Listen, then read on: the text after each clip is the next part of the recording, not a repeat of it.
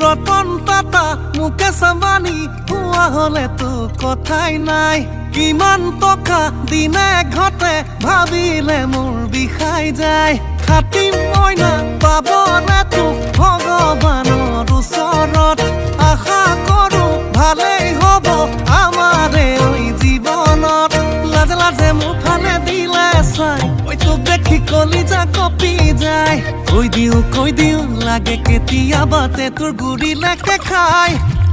epic দুপেক নিচা নহলে ভালে নালাগে পাই মইনা নধৰি বিদায়